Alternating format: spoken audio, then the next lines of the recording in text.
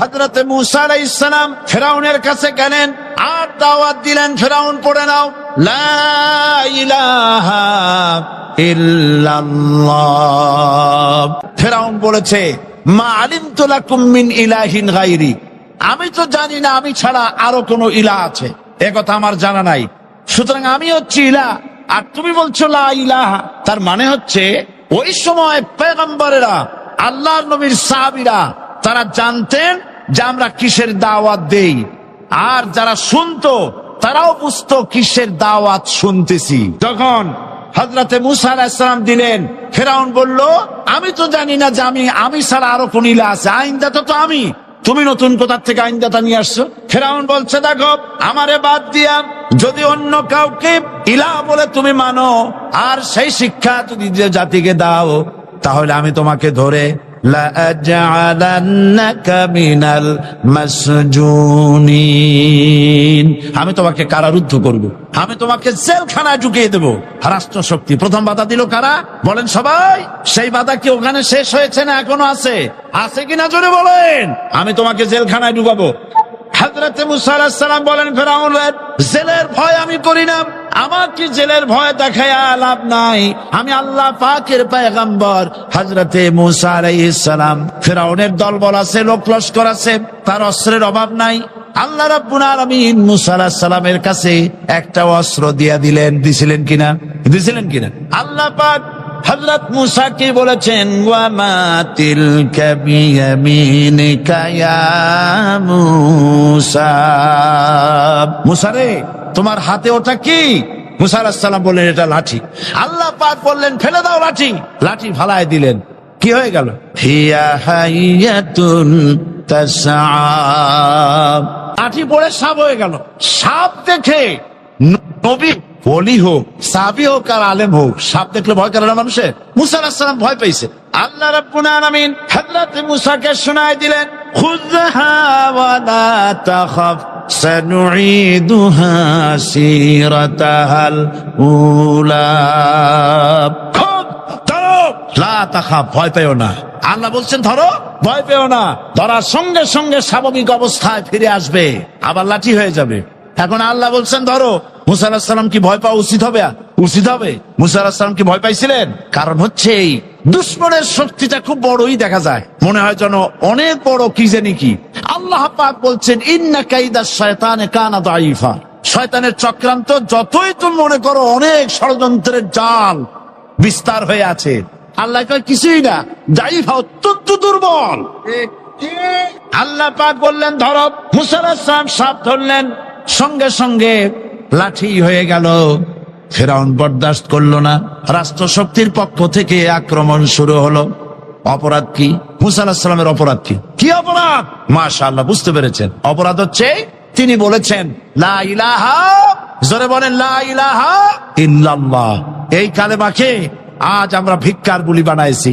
এটা হলো সার্বভৌমত্বের বুলি, এটা হচ্ছে আল্লাহ পাকের সার্বভৌমত্বের কথা। এই কালেমার জাত এর আঘাত পয়গম্বররা মেরেছেন। হযরতে মূসা আলাইহিস সালাম যখন বলেছেন লা ইলাহা ইল্লাল্লাহ, এই ধাক্কা ফিরআউন বরদাস্ত করতে পারে নাই। দরিয়ায় নীলের ভিতরে আল্লাহ পাক ডুবাই শেষ করে দিয়েছেন, দেন নাই? হযরতে মূসা আলাইহিস সালাম তার উম্মতেরা দরিয়ার পাশে বসে দ্বীনি কথাবার্তা বলতেছেন। এমন সময় ফিরআউন, তার শত্রু হচ্ছে মূসা আলাইহিস সালাম। শত্রু কেন? মূসা কি ফিরআউনের পাকা ধানে মই দিয়েছে নাকি? বলেন আপনারা। তার হালের গরু পিটায় মারছে নাকি? অপরাধ হলো তিনি আল্লাহর জমিনে আল্লাহর আইন প্রতিষ্ঠার কথা বলেছেন। এই শুধুমাত্র এই অপরাধে ফিরআউন তার দলবল নিয়ে 3 দিক থেকে আক্রমণ করেছে। মূসা আলাইহিস সালামের উম্মতেরা ভয় পেয়ে গেছেন। তারা বলছেন ইন্না লামুদরাকুন, আমরা পাকড়াও হয়ে গেছি। 3 দিকে সারাশি আক্রমণ, 3 দিকে শত্রু, একদিকে দরিয়া, পালাবার রাস্তা আছে? হযরত মূসা আলাইহিস সালাম ভয় পেয়ে গেলেন, সারেন্ডার করলেন না। হযরত মূসা আলাইহিস সালাম বললেন কাল্লা, কখনো নয়, ভয় পাওয়ার কোনো কারণ নাই। রব্বি সায়াহদিন, অবশ্যই আমার রব আমার জন্য রাস্তা করে দিবেন, ভয় পাইও না, আমার রব রাস্তা করে দিবেন। আল্লাহ রাব্বুল আলামিন হযরত মূসা আলাইহিস সালামকে অর্ডার করলেন, হাতের লাঠি দিয়া দরিয়ার উপরে আঘাত করো। হযরতে মূসা আলাইহিস সালাম দরিয়ার উপর আঘাত করলেন। রাস্তা ছিল দরকার একটার, এক বাড়িতে আল্লাহর হুকুমে লাঠি দিয়ে একটি আঘাত করার সঙ্গে সঙ্গে হযরত মূসার তার সঙ্গী সাথী দরিয়া পার হওয়ার জন্য দরিয়ার মধ্য দিয়ে আল্লাহ 12টা রাস্তা পয়দা করে দিলেন। সে আল্লাহ আছে না নাই? এত আসতে বলেন কেন? ভয় পাওয়ার কারণ আছে। রাষ্ট্র শক্তি বাধা দিয়েছে সমস্ত নবীদেরকে। কেন? নবীদের চরিত্র খারাপ? জোরে বলে, নবীদের চরিত্র খারাপ? নবীদের চাইতে মাসুম বেগুনাহ উন্নত চরিত্রের মানুষ আল্লাহর আকাশের নিচে জমিনের উপরে আর হয় নাই। নেতা হচ্ছেন সেই ব্যক্তি যিনি বলেছেন, ও আমার স্ত্রীরা, ও আমার সাহাবীরা, রাতের আধারে আমার মধ্যে যা আচরণ দেখতে পাও, দিনের আলোতে আমার মধ্যে যা দেখতে পাও, সবগুলি খুলে খুলে মানুষের কাছে বলে দাও। তার নাম বিশ্বনবী মুহাম্মদ রাসূলুল্লাহ সাল্লাল্লাহু আলাইহি ওয়াসাল্লাম। ইসলামের মূল দাওয়াতটা হলো ফিতরাত অনুযায়ী দাওয়াত দেওয়া হয়েছে। মানুষ যেন মাথা নত করে, গোলামি করে। এজন্য আল্লাহ রাব্বুল আলামিন বলেছেন যে আমি মানুষ এবং জিনকে সৃষ্টি করেছি। তার কারণটাই হলো মা খালাকতুল জিন্না ওয়াল ইনসা ইল্লা লিয়াবুদুন।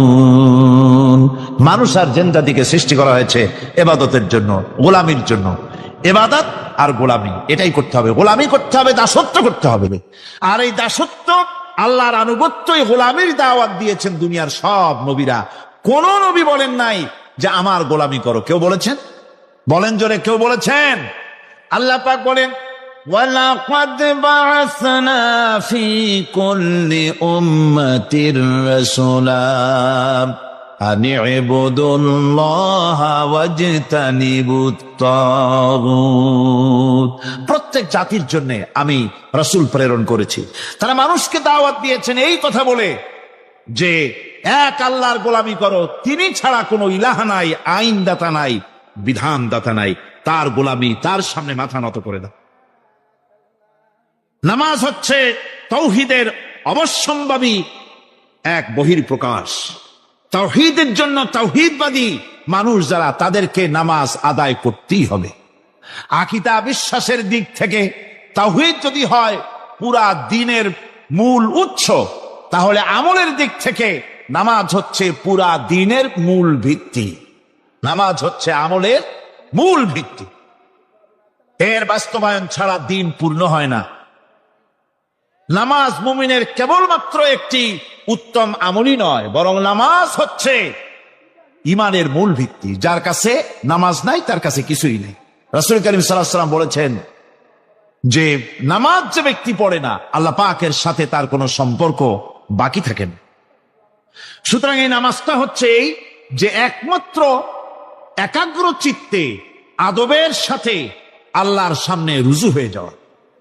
কোরআনে কারীম বলছে, মুনিবিনা ইলাইহি ওয়াত্তাকুহু ওয়া আকিমুস সালাতা ওয়া লা তাকুনু মিনাল মুশরিকিন। তোমরা আল্লাহ থেকে রুজু হয়ে যাও এবং তাকে ভয় করে অন্যায় কাজ থেকে বিরত থাকো, আর নামাজ কায়েম করো। মুশরিকদের অন্তর্ভুক্ত হয়ে যেও না। নামাজ কায়েম করা, নামাজের আদেশ কোরআনে কারীমের মধ্যে আল্লাহ পাক বহু জায়গায় করেছেন। ঈমানের পর নামাজই হচ্ছে সবচেয়ে বড় জরুরি। একজন মানুষ ঈমান আনলো, যেমন কালকে একজন ঈমান এনেছে। ঈমান আনার সাথে সাথে তার প্রথম কাজ কি বলুন? বলেন, প্রথম কাজ কি? ফজরের নামাজের আগে একজন ইসলাম কবুল করলেন, তার প্রথম দায়িত্ব নামাজকে আদায় করে দেওয়া, ফজরের নামাজ পড়া। জোহরের আগে কেউ ঈমান আনলো, তার প্রথম দায়িত্ব জোহরের নামাজ আদায় করা।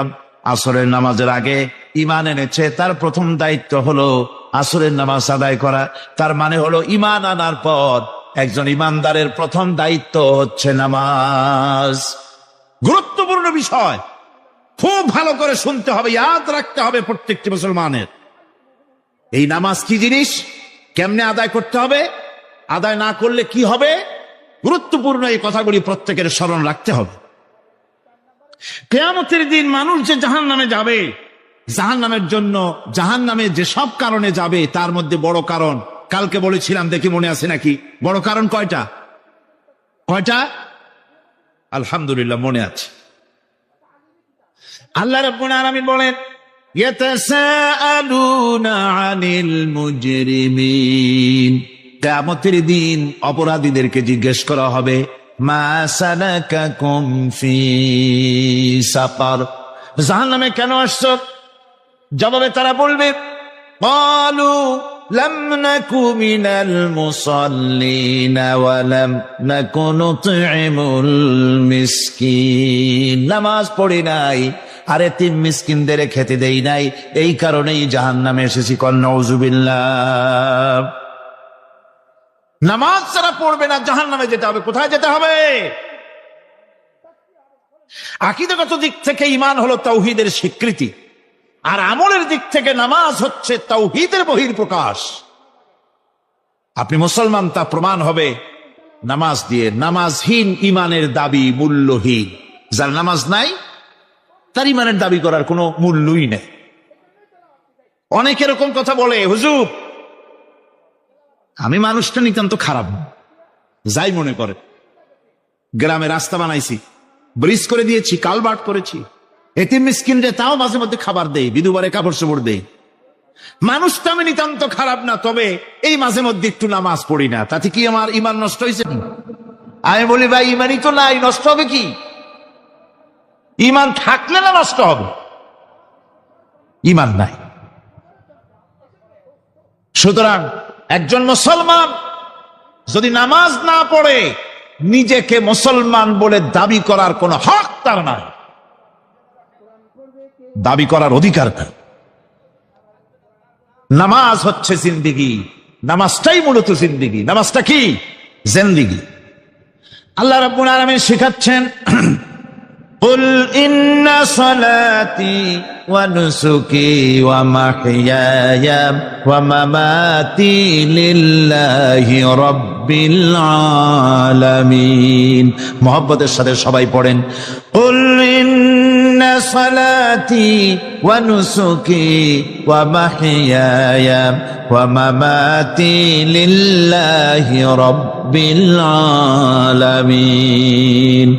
বলো আমার নামাজ, বলো আমার নামাজ, আমার কোরবানি, আমার হায়াত, আমার মত সবকিছুই আল্লাহ রব্বুল আলামিনের জন্য নিবেদিত। আমার বেঁচে থাকা, আমার মরে যাওয়া সব আল্লাহর জন্য। সে আল্লাহ রব্বুল আলামিন, তার জন্য সবকিছু নিবেদিত করতে হবে।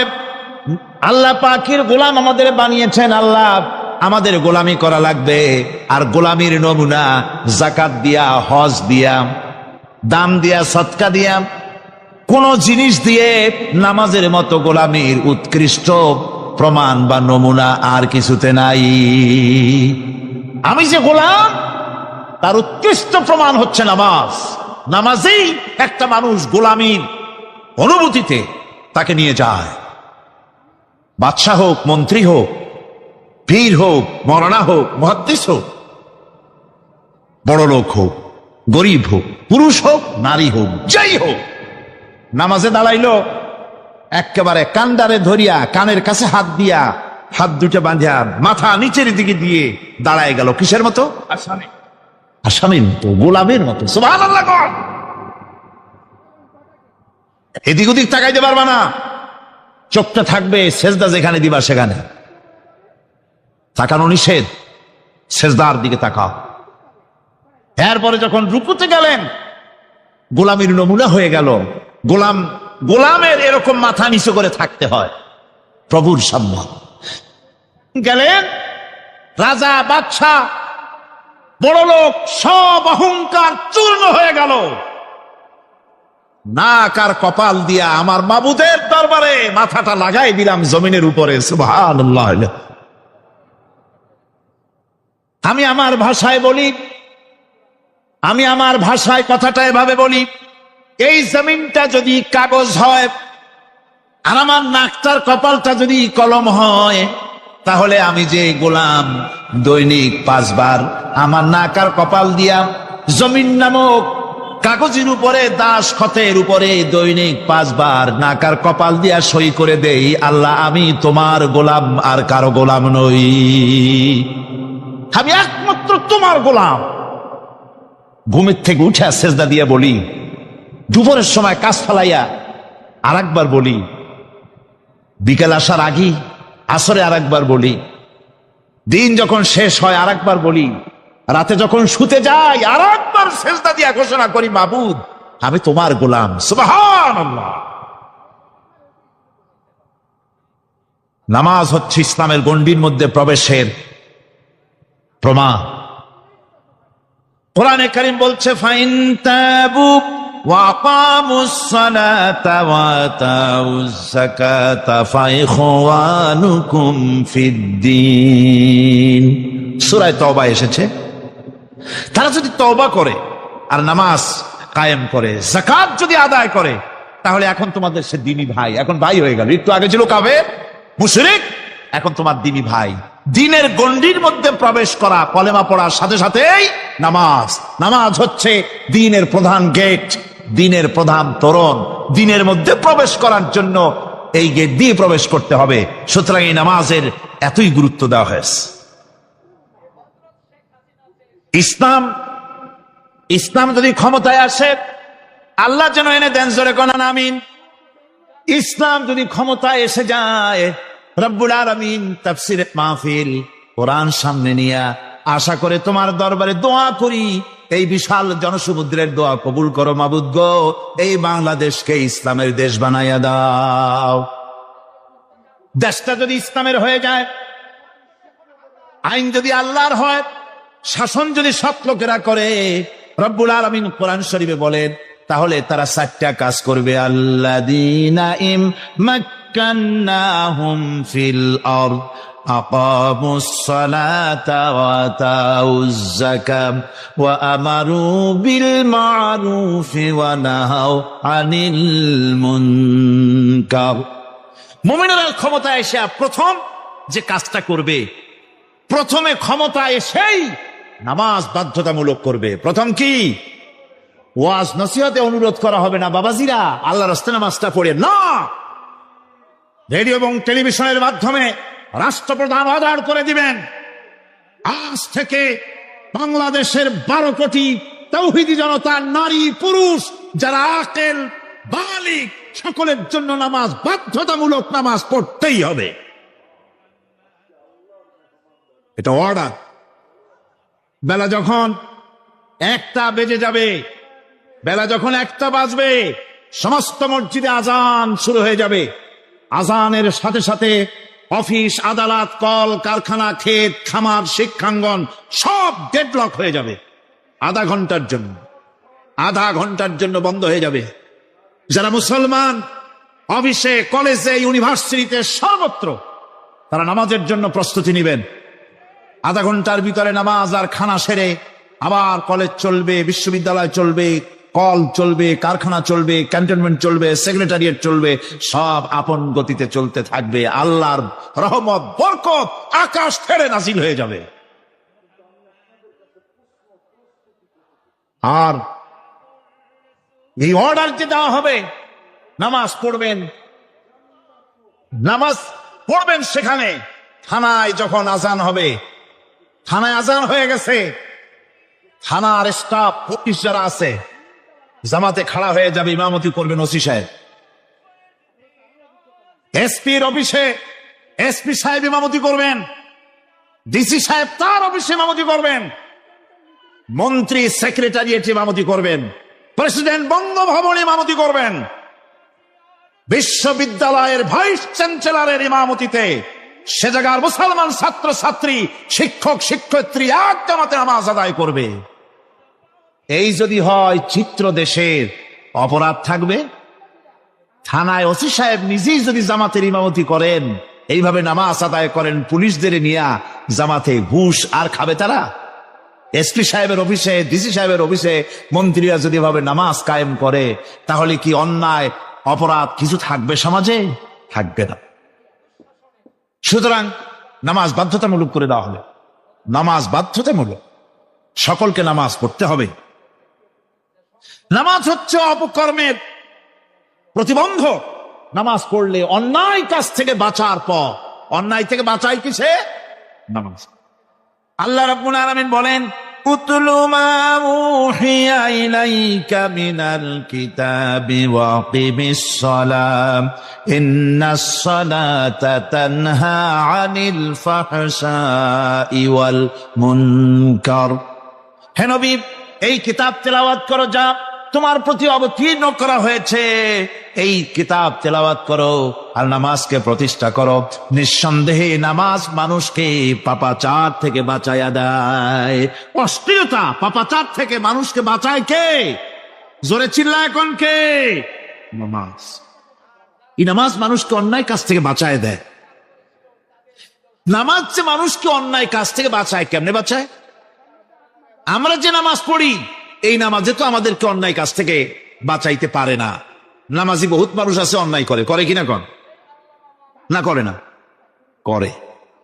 নামাজি অথচ অন্যায় করে। আর আল্লাহ বলছেন নামাজিকে, নামাজ তাকে অশ্লীলতা থেকে ফিরায়। তাহলে কথা কাটটা ঠিক? আল্লাহটা জোরে বলেন, কাটটা ঠিক? অবশ্যই আমার আল্লাহর কথা হক। প্রথম যে কথাটা সেটা হচ্ছে যে আমরা যা নামাজে পড়ি আমরা তা বুঝি না। কথা ঠিক কিনা? আমি যদি এখন প্রশ্ন করি সামি আল্লাহু লিমান হামিদা অর্থ কি কোন, ফার্স্ট ডিভিশনে কয়েকটা লেটার নিয়ে ফেল করবেন এরকম লোক আছেন না নাই? সুবহান রাব্বিয়াল আলা অর্থ কি জানি না। সুবহান রাব্বিয়াল আযীমের অর্থ কি জানি না। দোয়া কুনুত অর্থ কি জানি না। তাশাহুদ অর্থ কি জানি না। সূরা ফাতিহার অর্থ কি জানি না। এমন কি উযুর মধ্যে কয়টা ফরজ তাও অনেকের জানা নাই। কথা কি বেশি বললাম না ঠিক বলছি? একজনের জিজ্ঞেস করলো, মিয়া উযুতে কয় ফরজ? ভাই হুজুর কি মনে করেন যে বুঝি জানি না? এটা তো সাধারণ ব্যাপার, বলেন না কয় ফরজ? উযুতে তো 17 ফরজ।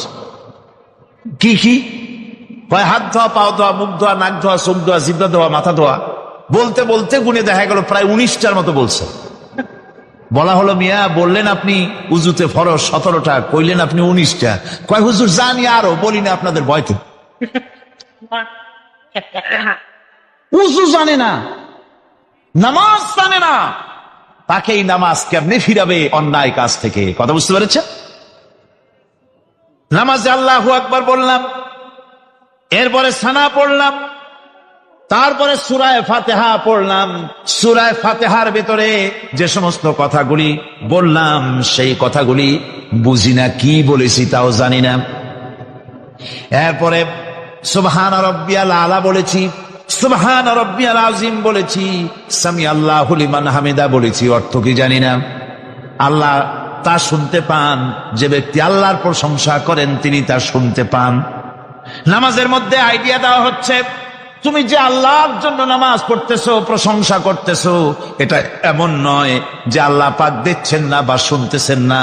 তুমি যা বলতেছো, প্রশংসা করতেছো, আল্লাহ পাক তা শুনতে পাচ্ছেন। সামি আল্লাহু লিমান হামিদা, সুবহান রাব্বিয়াল আলা। আমি মহান সর্বশ্রেষ্ঠ আল্লাহ রাব্বুল আলামিনের পবিত্রতা ঘোষণা করছি, আমি তার প্রশংসা করছি।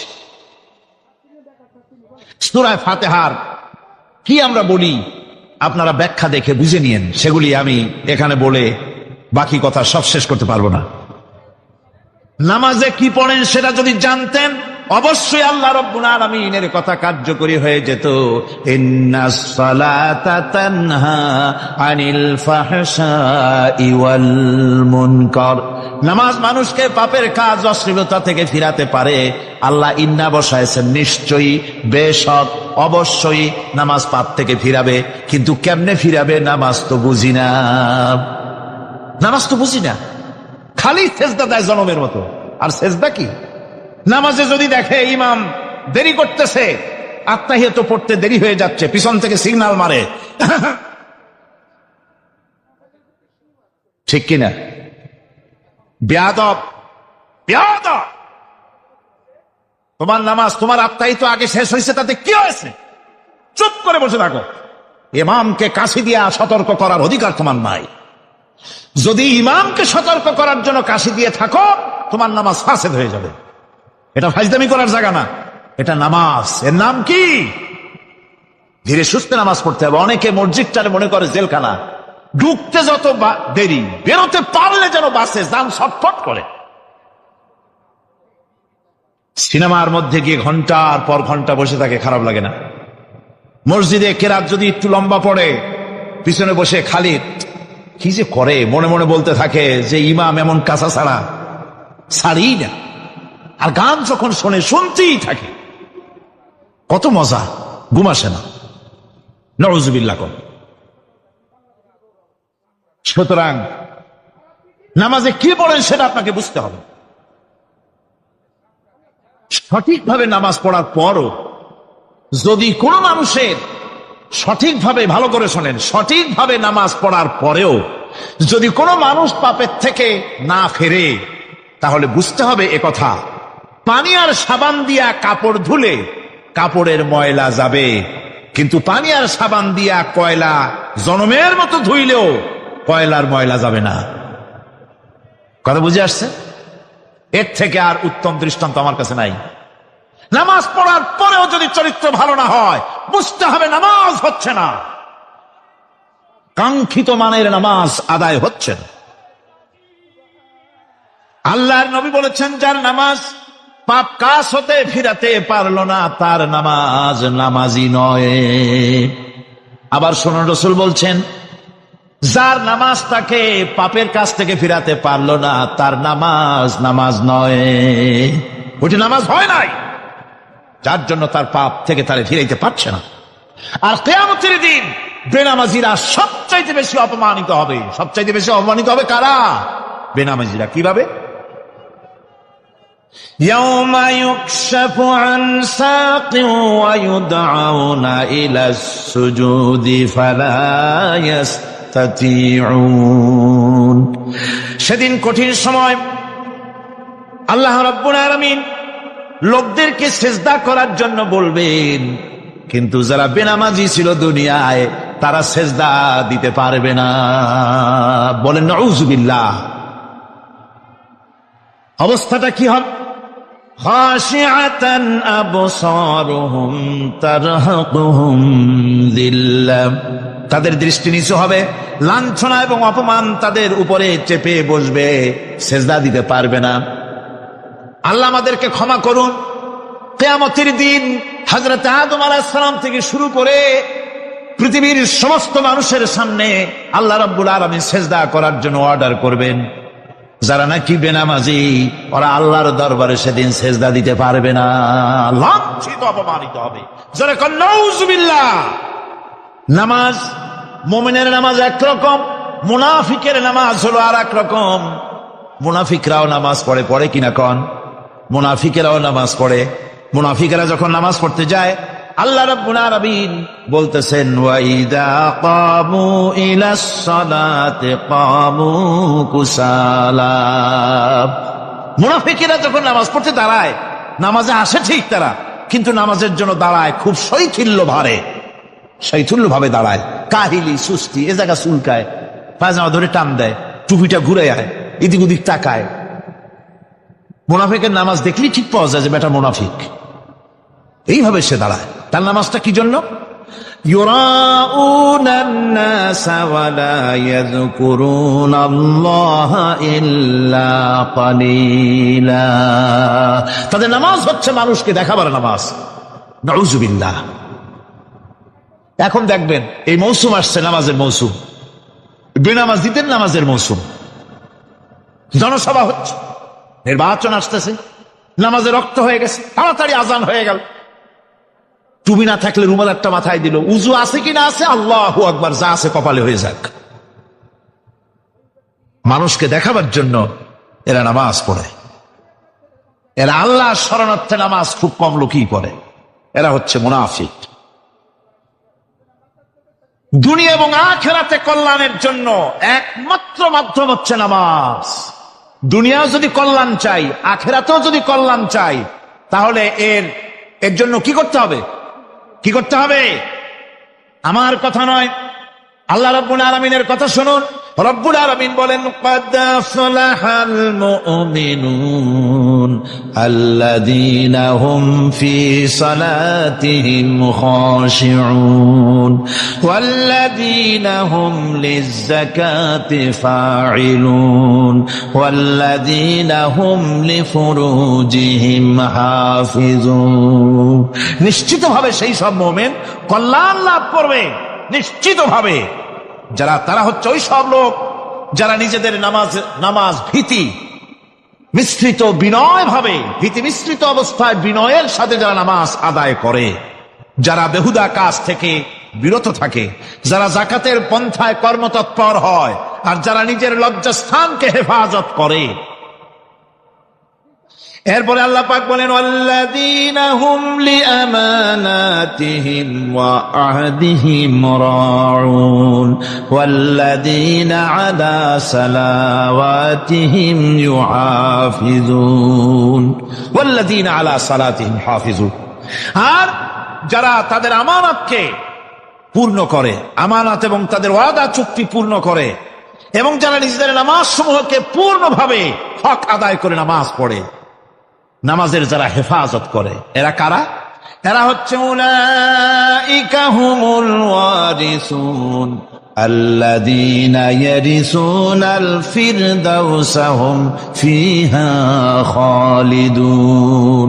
এরা হচ্ছে সেই সব লোক, এরা উত্তরাধিকার হচ্ছে জান্নাতের উত্তরাধিকার, জান্নাতুল ফিরদাউসে আল্লাহ রাব্বুল আলামিন এই গুণ বিশিষ্ট লোকদের জন্য জায়গা করে দিবেন। জোরে কোন সুবহানাল্লাহ।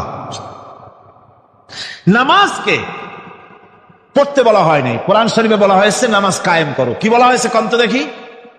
নামাজ কায়েম করো, নামাজ পড়ো। এই কথা কিন্তু কোরআন শরীফে কোন জায়গায় আছে নাকি? এখন কায়েম করা কারে বলে? একটা গুরুত্বপূর্ণ আরেকটি বিষয়, নামাজ কায়েম করতে বলা হয়েছে। কায়েম কি?